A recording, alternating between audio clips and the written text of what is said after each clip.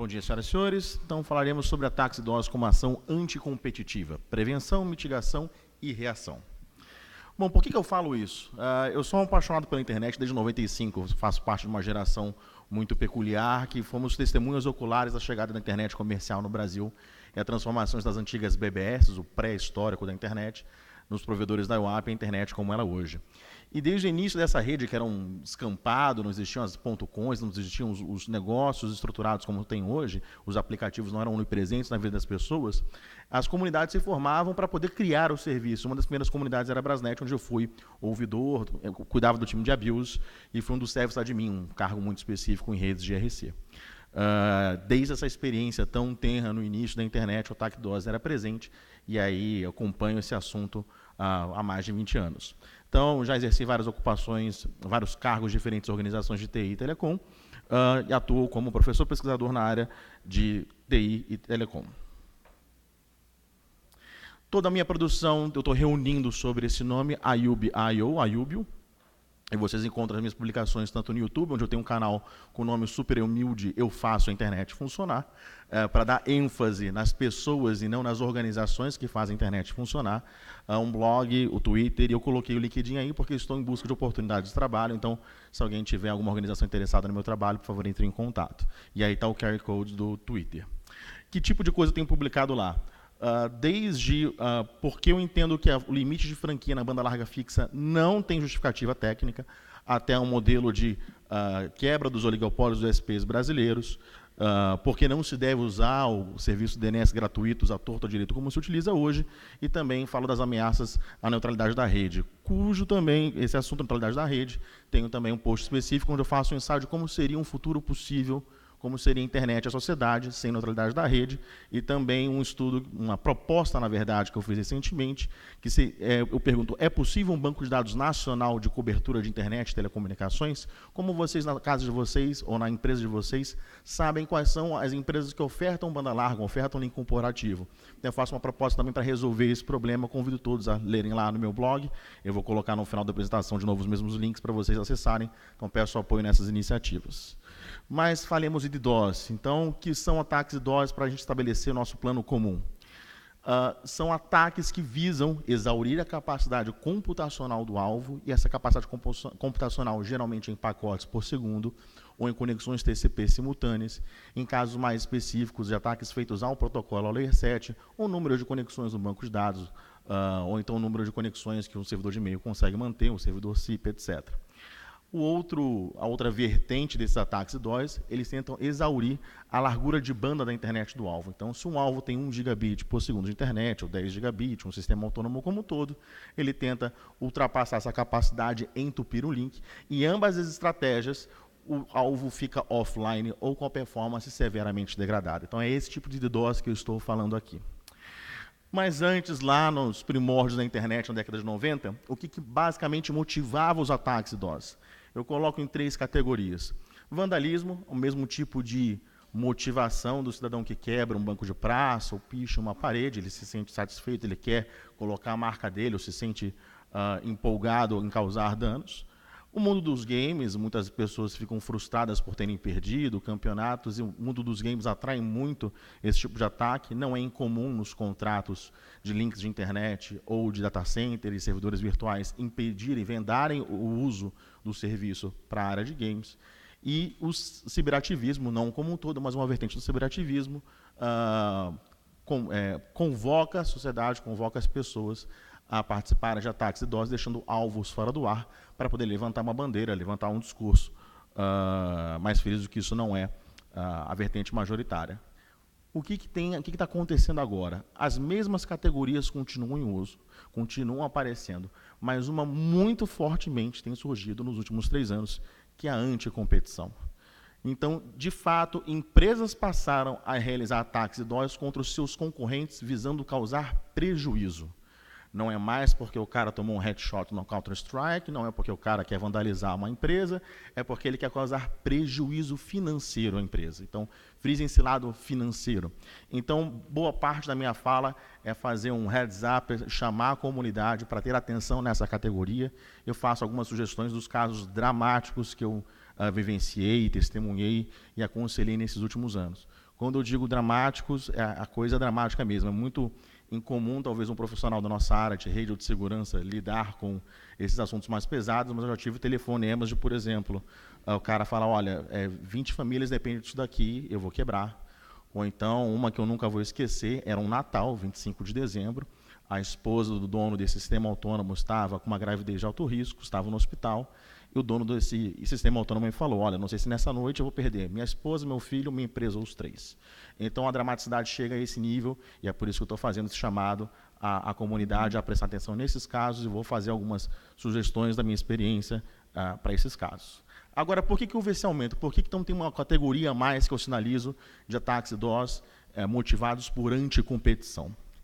É que, diferentemente de antes, lá na época do IRC, da Brasnet, ou da explosão dos first-person shooters, antes o atacante tinha que ter um conhecimento técnico, uma bagagem técnica e se dedicar em criar o seu arsenal de guerra, seu arsenal para fazer os ataques de DOS. Mas hoje houve uma democratização muito intensificada nos últimos anos de que pessoas que não têm conhecimento nenhum possam realizar esses ataques de DOS.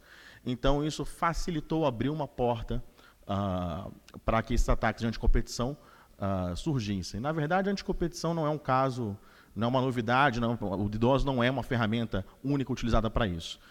Em eventos como esse, nos almoços, estou cansado de ouvir sabotagem de provedores, concorrente cortando fibra de outro, mexendo no equipamento do outro.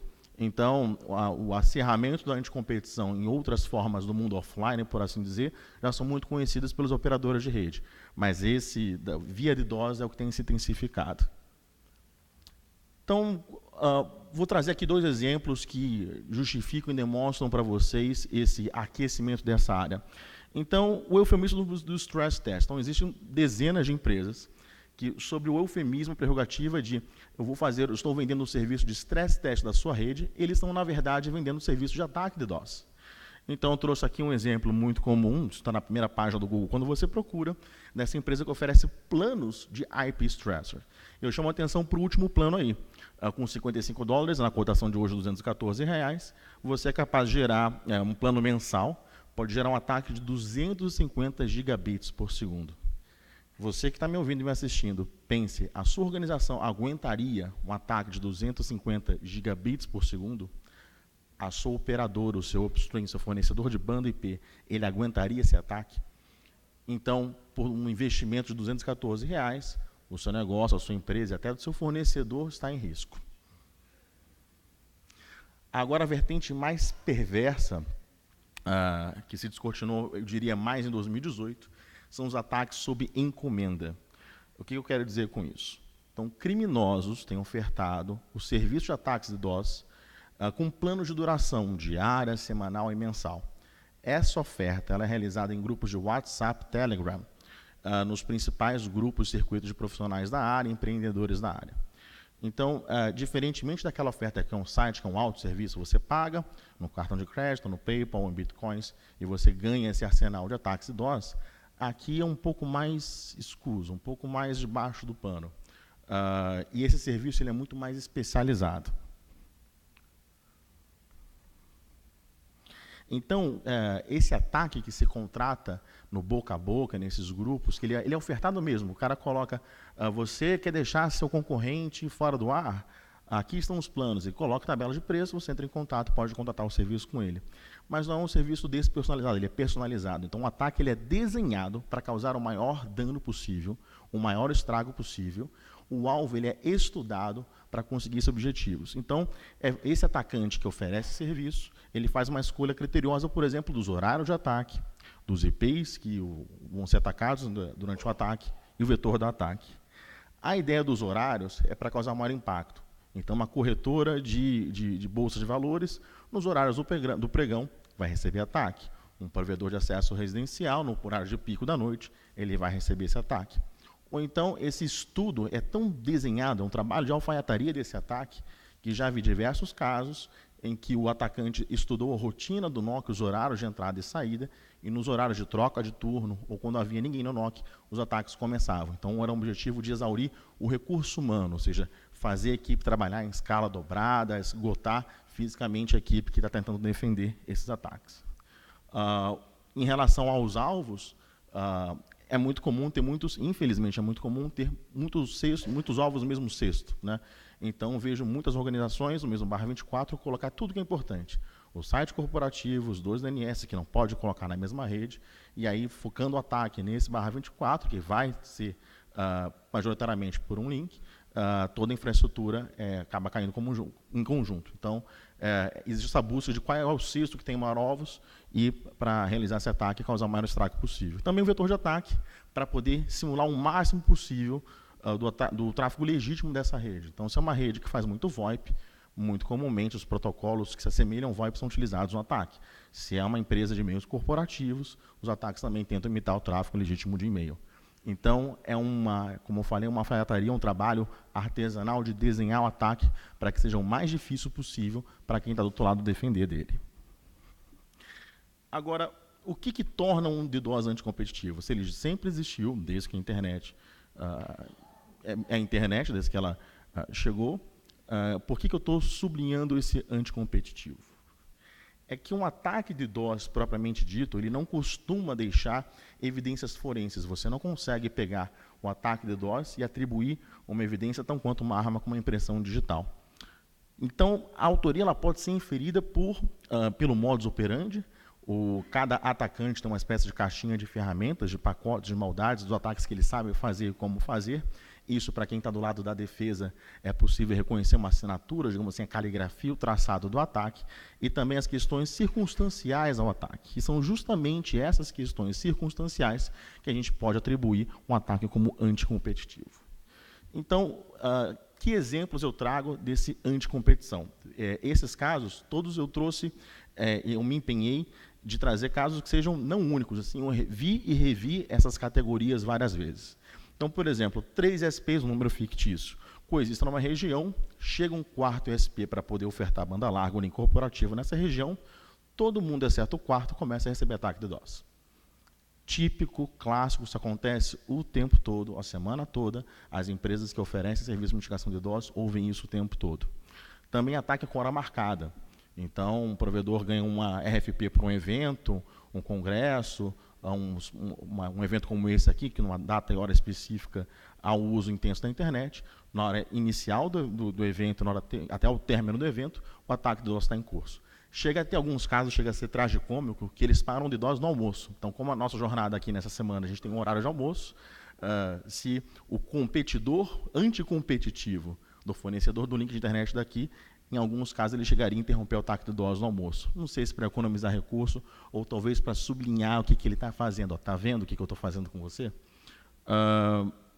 Também, caso que eu já vi várias vezes, o data center ganha uma licitação pública, a licitação tem um ritual muito rigoroso, no dia do aceite da licitação, a infraestrutura sofre ataque de DDoS para que essa empresa não consiga ser homologada e aí isso interfira no processo licitatório. Então, é grave, as histórias são graves a esse ponto. Mais alguns exemplos. A cada exibição de propaganda na TV e na rádio, o DDoS acontece, para estabelecer uma relação de causa e efeito. Existe uma guerra psicológica envolvida nisso. Quando se fala hoje de ataques de DDoS feito por especialistas, esses que são contratados, é um xadrez que se joga, né? Então, por mais que você coloque contramedidas, a cada ação que ele faça no tabuleiro, você faça uma reação, como ele foi contratado e especializado em deixar o alvo fora do ar, a cada contramedida sua, ele inventa uma nova medida, contramedida e medida. Isso até alguma das partes cederem, ou esgotar o pacote de maldades deles, a caixa de ferramentas dele, não saber mais como atacar, ou você se vê encurralado como operador da rede e não com você, esses fornecedores, os seus consultores, não conseguirem mais dar conta de como ele desenhou o ataque. Então, esse jogo de xadrez é muito intenso. Também já vi ataques durante sorteios e brindes, né, quando vai fazer o bingo para premiar os clientes da empresa, quando o cara vai anunciar o primeiro número, DDoS. E aí, quando acaba o evento, o DDoS para, né? E também uma categoria que é muito perversa, e aí essa é muito associada ao impacto financeiro que eu falo, funciona da seguinte forma: o atacante monitora os seus recursos de numeração, suas informações do BGP, ou fica dando port scan na sua rede. Todo novo cliente que ele encontra, ele ataca. Para deixar um recado bem claro: você não pode expandir, você não pode crescer, você não pode aumentar seu faturamento. Se você não fizer, eu vou tentar impedir através de DDoS. Então, friso a seriedade do que tem acontecido e mais para frente eu vou falar como prevenir, como reagir, como lidar com essa situação. Mais alguns exemplos de quão crítico, de quão refinado tem sido esse tipo de serviço de ataque. Então, os provedores de acesso à internet, eles têm uma carta na manga, um recurso, principalmente os pequenos e médios. Se os IPs públicos, o sistema autônomo deles estão sendo atacados, ele pode parar de usar os IPs públicos e recorrer a fazer um grande NAT do IP da operadora. Quanto menor o provedor, mais fácil para fazê-lo.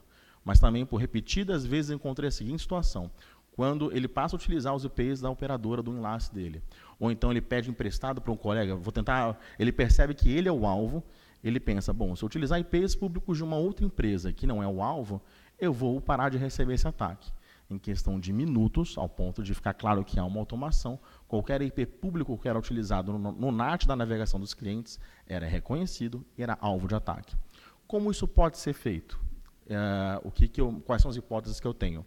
Desde ter um lugar que tem um Wi-Fi público, um restaurante, uma biblioteca que seja atendido por esse sistema autônomo, tem alguém lá checando os IPs públicos em uso, mas para conseguir ter uma reação de 5 minutos durante a madrugada, não é difícil imaginar que exista algum malware que fique avisando, fazendo um DNS dinâmico, sempre avisando para o atacante, olha, o IP público de navegação mudou, esse é o seu novo alvo. Então, as ferramentas de ataque de DDoS anticompetitivos são refinadas a esse ponto. E também, para ampliar essa tragédia, criar uma epidemia de ataques DDoS, é muito comum uma empresa, ao ser atacada, imaginar quem é o patrocinador do ataque e contratar o mesmo atacante para atacar o outro. E com pequenas cidades, pequenas manchas pelo país de epidemias de DDoS, porque todo mundo ataca todo mundo, como é que é aquele ditado? Olho por olho, dente por dente, todo mundo fica cego, banguela, mais ou menos nessa tônica aí. Bom, como prevenir? Como se previne o DDoS? É esquisito falar em prevenção de DDoS, mas o anticompetitivo, se é possível, né? Mantém os amigos sempre perto de você, os inimigos mais perto ainda. Então, se você quer evitar esse risco, que eu estou dando ênfase, que é muito comum e crescente, conheça seus concorrentes, visite, aperte a mão, dê tapinha nas costas, troque fotos no Instagram, tenha uma proximidade com eles, mantenha-os muito próximo. Encontre pautas de interesse comum, preço dos posts, os preços dos links, vou montar um X regional, mantenha-se próximo. Existe a competição do mercado, que é por preço e marketing. O resto, vocês são empresas do mesmo setor, da mesma categoria, sofrem os mesmos tributos, têm os mesmos fornecedores, vocês têm mais interesses em comum com seu concorrente do que divergências, pensem nisso. Participe de associações do setor, a Abranet, a Abrint, BPF, sindicatos patronais similares, para você ser conhecido pelos seus concorrentes, ter um canal aberto de comunicação com ele e qualquer desentendimento mitigue rapidamente. Por exemplo, já falei com um SP que ele suspeitava que a fonte do ataque de DDoS eram 2 técnicos que brigaram em campo. Tinham que subir no poste junto, um olhou torto para o outro, de quem ia colocar a escada, e isso pode ter virado um ataque de DDoS. Então, se sentiu desentendimento com o concorrente, pega o telefone, veja bem, desculpa, não é assim, vamos tomar um chopp, amenize essas situações. Agora, como mitigar? Vamos colocar na cabeça a seguinte ideia. Eu mostrei para vocês, por R$214 mensais, uma pessoa capaz de, teoricamente, se a oferta for cumprir com o que ele está falando, 250 gigabits por segundo. Se você não tem na sua rede uma largura de banda maior do que o ataque, há nada que você instale na sua rede que vai te proteger. Tem que ser algo antes da sua rede. Então, a mitigação de DDoS é um serviço, ela não é um produto. Não é nada que você ligue na tomada, não é um software que você instala. É um serviço que envolve uma equipe especializada para ficar jogando esse xadrez que eu expliquei com vocês, com os atacantes. Para os provedores de acesso à internet, é recomendável adquirir o trânsito IP já com a mitigação. Tem muitas ofertas de empresas internacionais e brasileiras no Brasil, que é o trânsito IP, o acesso à internet no atacado, já com a proteção inclusa. Obviamente, ela custa mais do que um link não protegido. Metaforicamente, seria um tubo que não entope, um link de internet e trânsito IP com proteção de DDoS. Para sites, web apps, provedores de conteúdo, a CDN pode ser uma alternativa, mas ainda assim muitas CDNs podem simplesmente, como o Douglas falou, olha, não aguento carregar esse fardo, obrigado, invoca a cláusula do contrato que eu estou rompendo, e aí você recebe de volta essa responsabilidade de mitigar DDoS. Então, para essas categorias de empresas, pode ser necessário se preparar para se tornar um sistema autônomo e cuidar da própria mitigação de DDoS. Também algo que tem sido mais comum nesse ano, verifique se o seu fornecedor de trânsito IP suporta o mecanismo do Black Hole, e por mais que ele diga, teste. Porque eu já vi casos dele dizer que tem e não tem, e de a community existir, a rota ser instalada, mas ainda assim você recebeu o tráfego. E tem sido uma tendência, pelo menos de 2 grandes empresas de trânsito IP no Brasil, de não oferecerem mais o Black Hole, né? Eles ofereciam antes, tradicionalmente, desde sua fundação, mas hoje não oferecem mais Black Hole no trânsito IP. Elas exigem uma taxa a mais, que você contrate o serviço a mais. Então, verifiquem, testem caso a caso, não se deixem, não se prevaleçam do material de marketing, tenham uma evidência de que isso esteja funcionando. Mas, ainda assim, Black Hole ela é uma ferramenta importante ter na sua caixa de contramedidas, mas Black Hole não é mitigação de DDoS. Um dos sinônimos de mitigação é suavizar. Se o Black Hole você fala, upstreams e Mundum, não me mandem mais tráfego para esse destino, seu objetivo era deixar o destino fora do ar, o remédio matou o paciente, você ajudou o atacante a deixar o alvo fora do ar. Então, o Black Hole é uma medida de proteção para o operador da rede, não para o alvo do ataque, né? E também, como tem uma profissionalização grande nos atacantes de DDoS, eles já sabem que, como o Black Hole é o primeiro local, o primeiro recurso que você vai lançar a mão, qual a estratégia que eles fazem? Atacam todos os IPs do sistema autônomo simultaneamente. Então, se você tem um /22, tem cerca de 1024 IPs, imagina você ter Black Hole em 1024 IPs, você já ficou fora da internet. Então, por mais que você deixe de receber o tráfego sujo, você vai deixar de receber tráfego limpo. Então, Black Hole, por favor, corrijam materiais, treinamentos, livros, que eu encontro isso a rodo. Black Hole não é mitigação de DDoS. Tá? E também não seja pego de surpresa. É um divisor de águas. Quando uma empresa contrata uma solução de mitigação de DDoS para prevenir, ótimo, ela tem grandes chances de sobreviver a um ataque a uma crise como essa. Se ela liga para o comercial da solução, que vende a solução durante um ataque, a chance de sobrevivência reduz muito. Então, você tem que contratar, implementar e ter essa proteção antes do primeiro ataque. Tá? Prevenir é mais barato e mais eficiente do que remediar. Também sugiro a todas as redes, sistemas autônomos, todo mundo que tem serviços de online, de criar um plano de ação para ataques de DDoS. Junte com a sua equipe e pense, e se acontecesse nossos links entupirem? E se a quantidade de pacotes por segundo desse switch, desse roteador, for ultrapassada, o que a gente faz? Como é que a gente pode manter nosso serviço crítico em produção, mesmo diante de um ataque de DDoS? A própria mitigação de DDoS é a principal solução, mas tem várias medidas e rearranjos, táticas que vocês podem pensar de guerrilha para poder sobreviver a isso. Digo sobreviver nesse sentido, tem empresa que quebra por causa disso. Então, pensem no plano de ação, documentem, ensaiem. Para ensaiar, comprem lá aquele serviço de stress, e aí sim utilize para o stress test mesmo. Ataque a sua própria infraestrutura depois de implementar essas políticas e veja se você está preparado ou não para quando alguém fizer isso fazendo uma ação anticompetitiva contra a sua empresa. Agora, como reagir? Então, falei de prevenir, falei de mitigação, e eu sempre aponto como um sinônimo de mitigação a suavização, ou seja, sobreviver aos efeitos colaterais do que está acontecendo. Agora, como você reaja? Aconteceu, e qual a ação diante do acontecido que você tem que ter?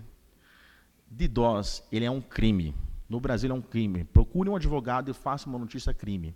Se ele for motivado por uma ação anticompetitiva ou por extorsão, tem alguém exigindo bitcoins para poder parar o ataque ou dinheiro para parar o ataque, são outros 2 crimes. Então, se um crime foi cometido contra a sua organização, tem um crime ameaçando a sobrevivência da sua organização, acione a polícia. Por mais óbvio que pareça, eu não conheço ninguém que tenha feito isso de forma substancial. O que eu vejo tem um amigo que é delegado, tem um sobrinho que é investigador, sempre há um approach informal, off the records, nos canais informais, mas ir lá entregar para o delegado assim, olha, estou sendo atacado, dá todas as evidências, isso tem sido evitado, não compreendo muito porquê, talvez uma descrença na polícia, mas de qualquer forma vamos deixar barato, se o seu negócio está ameaçado de fechar as portas ou falir, é isso mesmo, você não vai fazer nada. A polícia tem todos os recursos de investigação, de pegar todas as circunstâncias do ataque e chegar na autoria, coisa que as evidências forenses do ataque não têm. Então, não deixem, por mais que pareça que não vai dar em nada, não deixem de notificar a polícia. Talvez o seu ataque não tenha evidências, mas a assinatura do ataque que outra pessoa recebeu, mas recebeu um telefonema, isso pode virar um fio do novelo que pode se puxar e chegar à autoria. Não deixem de fazer isso. E o lastro legal é a lei Carolina Dickmann, ela fala que a interrupção, perturbação de serviço telegráfico, telefônico ou informático, telemático ou de utilidade pública, basicamente via internet descrita aí, pena de detenção de 3 anos e multa da cadeia, óbvio, menos do que 4 anos, tem a progressão de pena, mais multa. Então, os criminosos dessa área precisam encontrar a força da lei. Por favor, nos ajudem nisso. Também prepare a sua rede para fazer a captura de pacotes. É muito comum de não ter recursos computacionais, não ter porta no switch configurado, roteador habilitado, como o Juniper fala, o Analyzer, ou o MikroTik também tem outros termos, mas você precisa gerar um raio-x, uma amostra no arquivo PCAP desse ataque. E se dê o trabalho hercúleo de abrir os arquivos .pcap, encontrar os IPs vulneráveis, escanear de volta, identificar quem são os atacantes e notificar um a um que te deu o ataque, que te fez o ataque. Qual que é a estratégia? Lembra do xadrez que a gente está jogando com um criminoso especializado? Se toda vez que ele te ataca, ele perde a botnet dele, te ataca, ele perde recurso, te ataca, perde recurso, você se torna um alvo desinteressante. Então, é um trabalho muito duro e árduo de fazer, mas é um trabalho muito significativo, uma das poucas reações que você tem além de acionar a polícia. Tá? E pare de sofrer de DDoS calado. Reaja nos grupos do GTR, nos grupos do Telegram, WhatsApp, se manifeste, diga o que está acontecendo, outras pessoas que estão sofrendo o mesmo problema vão te procurar também, acione as autoridades, venha a eventos como esse, perguntem os palestrantes que estão falando sobre DDoS.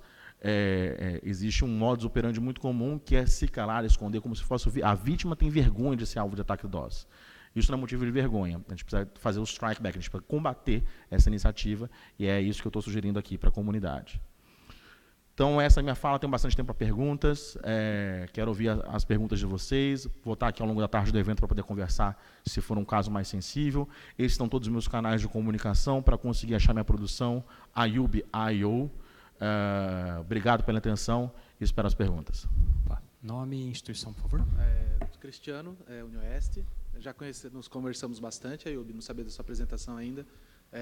Bom, em primeiro lugar, quero parabenizar você pela apresentação. Você sabe que eu sou da área administrativa, entendo muito basicamente o que é os termos técnicos, só o suficiente para a gente poder dialogar, né? E eu ouvi, a sua palestra foi um linguajar muito fácil, muito compreensivo, né? E aí a minha pergunta é o seguinte: o setor, você falou muito do comercial, da área comercial. O setor público tem uma outra dinâmica, um funcionamento distinto, tem outros trâmites, né? Do meu entendimento, até onde você falou, a solução que eu tenho, numa situação como essa, eu saio correndo, balançando os braços, né? Daí, especificamente, para o setor público, quais seriam as atuações que poderiam ser feitas? Porque, para você entender melhor por que a minha pergunta, no momento me sinto seguro por conta do percurso que eu percorro, né, para a minha saída de internet. E isso é bem provável ter um planejamento no sentido de mudar isso. A minha saída é única, ela vai variar. E aí, o que eu faço? Bom, como você está online, como qualquer vidraça corre risco de ser quebrada, com alguém atirando uma pedra, qualquer IP online corre risco de ser atacado por DDoS. O que talvez a tua organização deve ter uma preocupação diferente, que as motivações são um pouco diferentes, mas nem nisso menos preocupantes. Cyberativismo, o vandalismo, ou até tem um terceiro que talvez as empresas não estejam tão preocupadas, mas que é a questão de soberania. Talvez uma outra nação com interesses militares, soberania, queiram danificar, prejudicar a operação de organizações públicas brasileiras. Então, nesse sentido, as organizações públicas estão na mesma vulnerabilidade que as organizações privadas. Está público na internet, isso pode ser interrompido. Então, da mesma forma como existe uma preocupação com continuar atendendo o cliente e não ter prejuízo financeiro, na área pública de continuar atendendo o cidadão, os serviços internos que a organização tem que atender. O que eu sinalizo para vocês é o seguinte, que nas licitações, em vez de colocar coisas loucas como exigir que a conexão seja com Tier 1, que isso é incorreto, podemos conversar depois no backstage, mas de incluir nas compras de link de qualquer órgão público que haja proteção, de que os critérios da licitação sejam critérios corretos para se escolher uma solução boa. E existem soluções brasileiras de mitigação de DDoS que são muito boas. Por favor, os autores das licitações não fiquem tentando se espelhar somente em soluções estrangeiras. Então, diante da tua pergunta, que eu tenho para compartilhar isso. Se preocupe igualmente. Ok, obrigado. Boa tarde, eu sou o Ivan da IMF, e uma das perguntas é se você conhece algum software que a gente pode recomendar aos nossos usuários para rastrearem as máquinas e verificar se eles estão sendo zumbis aí para ataque de DDoS. Interessante, não sei se talvez a Lucimara pode me ajudar nessa pergunta, o pessoal do CERT, mas eu pessoalmente não conheço, porque a forma que eu faço é o tradicional, Nmap em todo mundo, ou então talvez a tua equipe possa fazer uma automação, um script que fique fazendo scan na sua rede, buscando por esses IPs e notificando os seus clientes. Nesse sentido, você me fez lembrar de um detalhe importante. Também já vi muitos casos de empresas que eram alvos de DDoS porque elas eram origem de DDoS. Então, há uma represália. Talvez a vítima, ao ser atacada, para tentar provocar a dor de volta, ou para chamar a sua atenção, acaba atacando de volta quem é a origem de DDoS. Então, eu não conheço nenhuma solução no Next Finish que faça isso, mas ela está ao alcance da tua equipe. Se eles tiverem administrador de sistemas Linux, que façam scripts que fiquem monitorando de tempos em tempos a sua rede, mande um alertazinho, a tua equipe consiga achar e mitigar esses casos. Mas, parecida com a resposta que eu recebi do palestrante anterior, é quase que enxugar gelo, uma disputa de gato e rato. É um programa contínuo que nunca se interrompe. Sim, por favor. Enquanto a Lucimara vai no microfone, uma das coisas que pode se fazer para detectar isso é justamente usar ferramentas para detecção de DDoS contra você, para ver se você está sendo usado para gerar DDoS em alguém. Então, coisas como FastNetMon, assim, podem ser configuradas para fazer as duas coisas. O flow do upload, né? Não só olhar o download, mas o upload também, perfeito. Exato. Sim? Na verdade, o que a gente estava conversando um pouco aqui não é de você colocar a ferramenta em host para fazer isso, mas você usar, por exemplo, o NetFlow para você observar tudo que está acontecendo na tua rede. E aí sim você consegue identificar máquinas que estejam disparando ataques para fora. Então, tem parceiros nossos que já adotaram essa solução e têm conseguido pegar com uma taxa bastante boa, né, um índice bastante bom aí, quem são máquinas que estão disparando ataque por conta de uso de NetFlow. Mas ainda assim customizado, né? É algo que você faz, né? Isso aparece bem nítido no NetFlow. Para aprimorar aí essa pergunta, esse tema, nós, quando sofremos aí brutais ataques de DDoS, nós vimos que nos decorrer dos outros dias, nós recebemos comunicados de outras empresas que sofreram e nossos usuários estavam sendo usados. Não sei se eles já estavam sendo usados antes ou depois que nós sofremos o ataque. Se foi o motivo, às vezes, algum usuário nosso ter tido origem, né? E como ela disse, o NetFlow, a gente identificou depois que o tráfego que o nosso usuário gerava enquanto sendo um zumbi de ataque era muito baixo. Não era um tráfego que dava um diferencial, que fosse, não, esse cara aqui está gerando um ataque. Era alguns Ks. Então, não era um negócio que identificava muito, tá? Eu tenho mais uma pergunta. Sim, pois não. Tá? Rapidinho. Tá. Você tem alguma notícia de que alguma empresa do segmento de defesa tem gerado ataques que a gente tem que ficar esperto aí, dar uma... Você sabe de alguma? Bom, a comunidade sinaliza... A comunidade sinaliza que sim, da mesma forma como DDoS, da forma motivada por questões anticompetitivas, a gente pode também incluir nesse cesto do anticompetitivo as empresas que fazem o ataque DDoS para tentar oferecer a solução de proteção. Então, procurando no Google pelo nome das empresas, pela reputação delas e fazendo um histórico de como você foi contactado, como foi feita a oferta do serviço, você pode identificar, sim, alguns casos de empresas que atacam para fornecer a venda. É o business plan da máfia italiana, né? Se você não pagar aquela mensalidade, eu vou acabar com a tua empresa. É nesse sentido. E uma última pergunta, você sabe de alguém que conseguiu ser identificado? Alguma empresa que conseguiu identificar o agressor? Infelizmente não, porque nunca vi lançar em mão corretamente das autoridades. Sempre existe aquela coisa do meu primo que é delegado, conversa informalmente, mas colocar um boletim de ocorrência, fazer uma notícia crime, nunca vi isso acontecer. Então as autoridades precisam ser provocadas a agir. Então não tenho conhecimento. Tá bom, obrigado, parabéns. Obrigado. Boa tarde, Gondim Netel. Então, Ilbi, por exemplo, ontem tomei um ataque de 8 GB, aí, que foi pouco, mas vamos lá, identifiquei lá 184 IPs com NTP aberto fazendo ataque.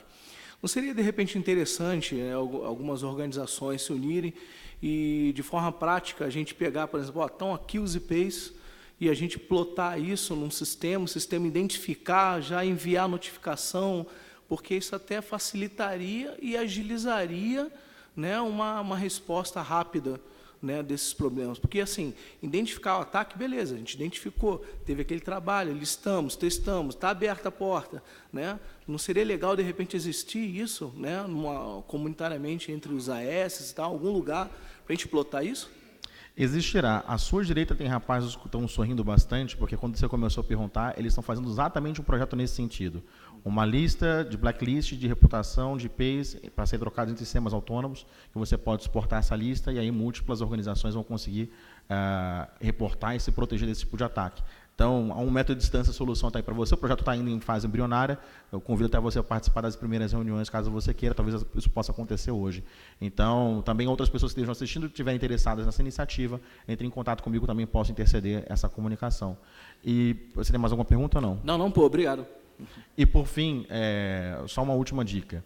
Se tudo der errado, se eu estiver desesperado, não tem solução nenhuma, então tem um atalhozinho, uma dica, um truque que eu posso compartilhar com vocês. Durante o ano 2018, eu só testemunhei um único ataque em IPv6. Então, se tudo der errado, saia da rede IPv4 e no IPv6 é uma internet mais limpa, mais fácil de você evitar esses serviços pagos de ataques de DDoS. Então, essas empresas que, inclusive esses especialistas de DDoS anticompetitivos, brasileiros, não fazem ataque IPv6. Então, mais do que nunca, se prepare com o IPv6 para também fugir dessa onda de ataques de DDoS anticompetitivos. Obrigado. Uma